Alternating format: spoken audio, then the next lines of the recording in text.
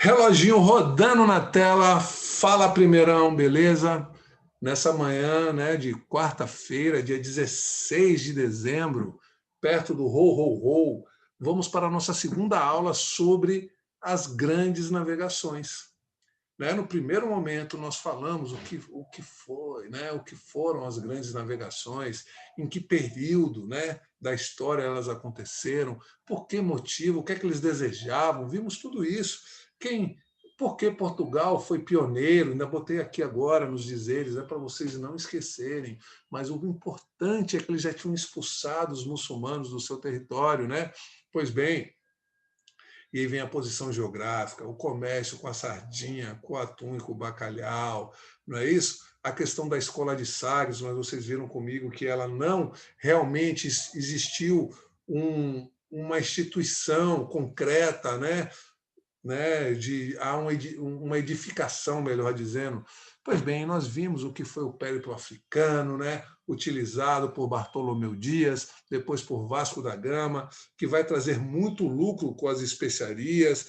Vimos que eles buscavam, né, terras, expandir a fé, por isso que tinha a cruz, né, nas velas das embarcações.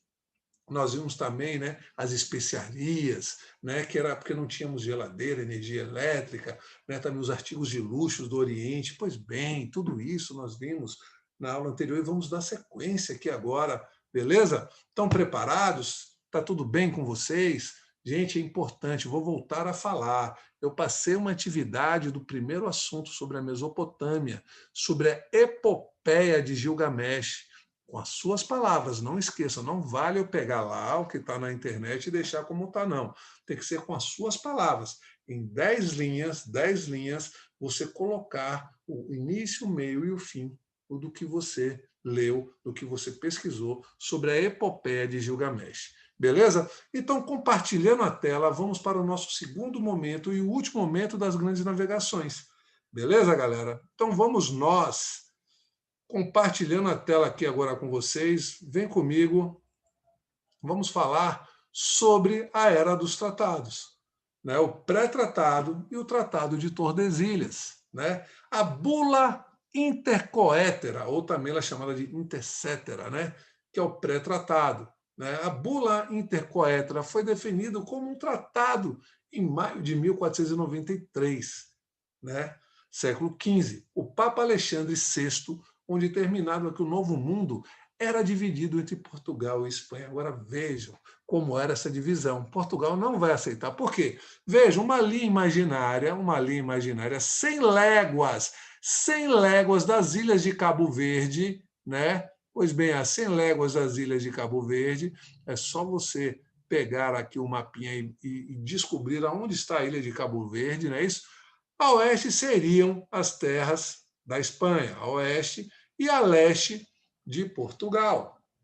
Então vejam, então se dessa linha imaginária aqui, a 100 léguas de Cabo Verde, vira para cá era da Espanha e para cá de Portugal, então Portugal só vai ficar com mar, com água. Portugal vai aceitar? Vai falar, opa, não, não, não, não. Traçar ali uma linha imaginária. Portugal não aceita, né, o pré-tratado, ou melhor dizendo, a bula intercoétera, ou intercetera, tem esse nome também. Então, vejam só, ele não vai aceitar, vai falar, opa, papa, desse jeito não. E aí depois, né, vamos entender o Tratado de Tordesilhas, uma linha imaginária 370 aumentou. 370 léguas das ilhas de Cabo Verde, a oeste seriam terras da Espanha. Dessa linha para cá, a Espanha, e dessa linha para cá, de Portugal. Então vejam só, Portugal vai pegar essa fatia aqui, ó. Estão vendo? Ó? Então, ó, essa fatia aqui, ó. Então, do Brasil, seriam de Portugal. Aí sim, na hora que redividiram essa história, né, vocês verão que Portugal vai ficar com essa fatia. Mas, professor, mas por que isso? Porque vocês, se forem pesquisar, vocês verão que outros navegadores já tinham chegado aqui primeiro do que os portugueses, né? Do que, né, até os próprios espanhóis. Então vejam só, mas o que aconteceu? Portugal, ele registrou tudo. E quem não registra, quem não anota, se perde. Então, por isso que Portugal, né, ficou com essa fatia, que é o Brasil. Beleza? Vamos nós. Pois bem, atenção, Portugal continua avançando e se tornou em um grande império marítimo comercial. Pedro Alves Cabral, que nós já vimos, né? Vocês já viram falar muito sobre ele, com lucro e sucesso de Vasco da Gama, o rei português Dom Manuel decidiu enviar outras expedições às Índias, firmando o comércio português com o Oriente. Então, olha lá, comércio português com o Oriente. Então, eles saíram daqui da Europa para buscar mercadorias no Oriente para ganhar muito dinheiro com isso. Beleza? Então, saíram da Europa rumo ao Oriente, pegar produtos de luxo, artigos de luxo para revender. Pois bem, em 9 de março de 1500, 13 navios, 10 naus, 3 caravelas, com cerca de 1.500 tripulantes, escrivão, cartógrafos, padres, soldados, navegadores, experientes, onde destaca o Bartolomeu Dias, sim, ele estava na frota, né, de Cabral, comandadas por Portugal, partem com o objetivo a conquistar novas terras. Olha que engraçado. Cabral ordena aos pilotos que se afastarem do litoral africano, velejando em direção ao ocidente. Em 22 de abril de 1500, avistaram as terras tupiniquins e desembarcaram em Porto Seguro. Então, vejam só. Será que Cabral falou de invenção? Vamos mais, atenção, pilotos, né? Por favor, direção do Ocidente, velejando em direção do Ocidente. Se afastem do continente africano. De bobeira? Será que você iria se afastar sem conhecer? Olha, e o medo, né? Então, gente, lógico que não. Por quê, professor? Porque eles já tinham pré-tratado. Olha lá, vou voltar aqui, estamos em 1500, mas aqui, o pré-tratado, 1493, eles já sabiam a existência, gente. Eles já sabiam a existência do Novo Mundo. Então, Cabral não vai inventar da cabeça dele, não. Não, nada disso. Ele já sabia da existência. Ele já sabia. Como é que você vai dividir uma coisa que você não sabe se é real? Você divide um bolo imaginário? Não, né, velho? Você só divide uma coisa que é concreta. Beleza? Então vamos lá. Já falamos sobre isso, né? Chegam, desembarcam em Porto Seguro. Porto Seguro? Não. Eles desembarcam em Santa Cruz de Cabral. Se você for para Porto Seguro, você vai ver que tem várias pedras, recifes ali, na orla de Porto Seguro, que é onde as embarcações podiam naufragar. Beleza? Por isso que o nome é Porto Seguro. Pois bem, nessa terra, a carta de caminho, nessa terra até agora não podemos saber se existe ouro ou nem prata, nem coisa alguma de metal ou ferro. Então, do lado do Brasil, nós não estávamos, né, os nossos índios, os nossos indígenas ou ameríndios, que são índios americanos, né, mas na parte aqui da América Latina, do Brasil, nós estávamos ainda no Neolítico. Enquanto o lado da Espanha, que nós vimos, vocês viram comigo, eles já estavam na idade dos metais. Pois bem, lembram da mina de Potosí? Vamos falar no próximo assunto. Pois bem, vejam só, né? Nem metal ou ferro, porém, a terra em si é de bons ares.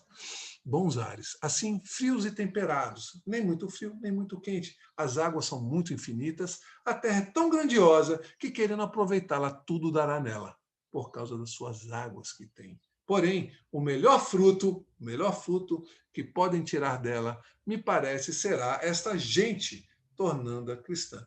Eu ia abrir aqui um texto para vocês, mas vamos adiantar, né? Ou seja, então eles vão fazer todo o processo, né, de catequização dos indígenas para colocar aquela coisa de poder, né? Então eles vão proibir de falar o tupi-guarani, né?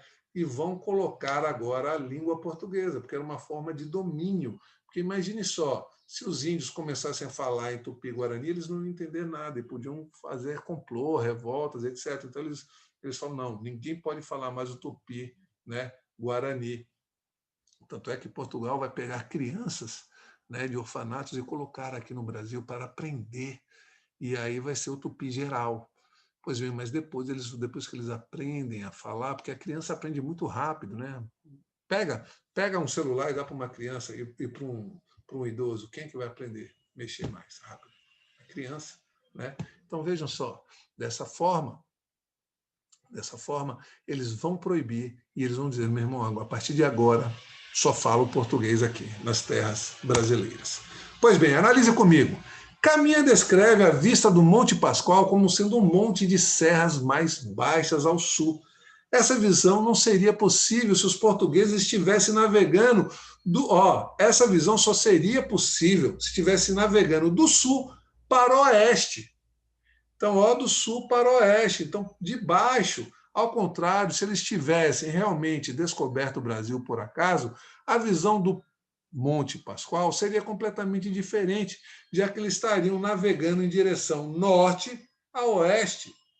Vamos conferir isso, é só olhar o mapa. Então, ele não teria essa visão do Monte Pascoal. Então, vejam só, então é uma prova. Vamos lá. Ingleses, franceses e holandeses queriam as especiarias e, para achá-las, navegaram em direção ao Oriente por diversos caminhos. Eu só vou dizer alguns nomes aqui, né? Giovanni Caboto, em 1497, a serviço do governo inglês, rumo ao oeste, inspirado em Colombo, né? Rumo ao oeste, ou seja, para chegar no leste, porém, mais ao norte. Jacques Cartier vai navegar pela França, usando o extremo norte, explorando o rio São Lourenço, atuais Canadá e Estados Unidos. Professor, por isso que uma parte do território norte-americano, né, falam francês, exatamente no Canadá e em outras, né, localidades. Observação: ingleses e franceses, pirataria. Vão utilizar da pirataria para se fortalecer nas grandes navegações. Os ingleses eles não vão se afastar tanto porque eles não dominavam os mares, até se tornarem, né, que vocês verão comigo ano que vem, a primeira, né, naval do mundo, mas eles ficavam só ali pelo litoral, esperando embarcações chegando carregadas de prata, de ouro. Então eles assaltavam. Os piratas, o nome disso é corsário. Beleza, galera? O corsário. Então, ingleses e franceses faziam essa questão do corsário. A Holanda, no final do século XVI, mas em pouco tempo, conquistou áreas ricas de especiarias de diversos continentes. A região do Cabo, na África, Java, Sri Lanka, Ilhas Molucas, né, na Ásia, e a Nova Amsterdã, atual Nova York, Antilhas e Nordeste do Brasil, sim, Pernambuco, vocês verão comigo, né? Nova Amsterdã, mais ano que vem. Nova Amsterdã era o nome dado à capital da colônia da Nova Holanda, estabelecida na região do Vale do Rio Hudson, em 1609 até 1664, que é o núcleo original da atual cidade de Nova York. Então, preste atenção, a Holanda dominava por um certo período, né, esse território, beleza? Por isso que era chamada de Nova Amsterdã. Bom, grandes navegações, mudanças. Anota aí, isso é importante. Desenvolveu o comércio no mundo através das embarcações. O comércio se expandiu, isso é importante. O Atlântico passou a ser o mais importante do que o Mediterrâneo, porque o Mediterrâneo, vocês viram que estava controlado já pelos árabes e pelos italianos. Mas agora, o mar Mediterrâneo ele vai, quer dizer, espalhar pelo mundo. Então, ou seja, o Atlântico vai ser uma via muito importante para expandir esse comércio, beleza? Muito mais do que o Mediterrâneo. Europeus e africanos e ameríndios aprenderam a conviver com as suas diferenças. Será? Será, primeirão? Será que eles aprenderam? Será que ainda hoje nós matamos, nós tiramos proveitos dos nossos indígenas, colocando ele em terras, né, não tão férteis, né, em reservas melhor, em reservas, tirando eles, né, do que, se você notar, perceber, quando a partir da chegada do homem branco aqui no Brasil, nós já tiramos muitas terras dos indígenas, que eram os verdadeiros donos, né, dessa terra. Beleza? Concordam comigo? Então, esses 3 tópicos são muito importantes para a gente fechar essa aula de hoje. E vamos ver isso, né? Eu falei da pirataria. A pirataria era uma atividade de iniciativa particular que saqueavam em tempo de guerra ou de paz compatriotas ou estrangeiros. Seus únicos interesses eram mercadorias, bebidas e preciosidades. Então, eram os corsários. Os corsários eram piratas que tinham aval do rei para roubar, né? Então, navegavam a serviço do rei e assaltavam apenas navios de bandeiras estrangeiras, em especial países em guerra com o seu. Exemplo, a Inglaterra, né? A França, né? Com a Holanda. Então, vejam só, era o corsário, era dessa forma que eles enriqueciam, roubavam, piratas que roubavam em nome do rei. Vemos muito isso no filme Piratas do Caribe. Concordam comigo? Vamos lá. Portulanos. Aqui são as tecnologias da época. Portulanos eram roteiros que os navegadores, já tinham falado isso aí na primeira aula, descreviam pormenores das costas marítimas que descobriram em uma época em que a cartografia, os instrumentos de navegação eram precários, serviam para que os navegadores pudessem identificar áreas já visitadas, percorridas, conhecessem, né, os portos seguros, os locais perigosos e as rotas alternativas. Beleza? Então, era uma forma deles mapearem todo o trajeto que eles teriam que fazer de uma forma segura. Portulanos. Agora, os mapas. Mapa era uma área de representação visual de uma região. Eu tenho uma região aqui, eu tenho um mapa dela. É diferente do Portulanos. O Portulanos era o roteiro, a rota. Ó, se afastando mais ao noroeste, encontrarão uma pedra. Então, eles iam seguindo os Portulanos para ver se estavam no caminho certo. O mapa, né, é uma representação visual de uma determinada região ou localidade. O astrolábio. O astrolábio era um antigo instrumento para medir a altura dos astros acima do horizonte, utilizando na Idade Média para fins astrológicos ou astronômicos. O astrolábio náutico era uma versão simplificada do tradicional e tinha a possibilidade apenas de medir a altura dos astros, para ajudar na localização em alto mar. Então, às vezes ele pegava o astrolábio, professor de geografia, né, pode ajudar bastante a utilização do astrolábio para eles se localizarem aonde eles estão em determinado momento, né, na navegação. Caravelas. Caravelas foram embarcações de formatos alongados, típicas da época das grandes navegações e descobrimentos marítimos do século XV e XVI. Pesavam de 100 a 400 toneladas, eram feitas de madeira, transportavam centenas de homens, toneladas de mercadorias e possuíam uma ou mais velas grandes de alto formato, geralmente retangular, e obtinham uma boa velocidade, né, em dias de ventos fortes. Então, vejam, é importante saber, né, que essas embarcações, eles colocavam sempre um sobrepeso, ou pedras, para pesar, né, ou seja, para poder navegar. A bússola. Como eu falei, a bússola é uma invenção da China, né? Então não podemos esquecer isso, como a pólvora. Ou seja, a bússola é um objeto com uma agulha magnética que é atraída para o polo magnético terrestre. Estudiosos acreditam que os chineses foram os primeiros a explorar o fenômeno. Sinan é considerada a primeira bússola. Sinan significa governador do sul e simbolizada por uma concha cuja pega, aperta para aponta para o sul. Bom, então, galera, nós já vimos, né, quais foram as tecnologias, né? Vou voltar aqui a bússola, as caravelas, o astrolábio, o mapa e os portulanos. Eram muito utilizados na época. Nós vimos aqui também alguns outros navegadores, ouvimos a pirataria. Então, gente, o importante é vocês pegarem os principais tópicos. Por que Portugal foi pioneiro? Né? Por que a Espanha veio depois? Ah, qual era a rota de Portugal? Qual era a rota da Espanha? Né? Por que a França não aceitou o Tratado de Tordesilhas? Vejam, a questão da bula intercoétera 100 léguas, Tratado de Tordesilhas 370 léguas, porque Portugal, com a bula intercoétera ou intercétera, só ia ficar com o mar, falamos isso na aula. Então, isso são fatores importantes. Tá bom, galera? Então, espero que vocês revejam, assistam e anotem no caderno os principais pontos dessa aula. Tá bom? Fico aguardando a atividade de casa, que já foi disponibilizada na primeira aula, tá bom? Vou aguardar e espero vocês aqui na próxima aula também, tá bom? Um grande abraço, professor André Tavares.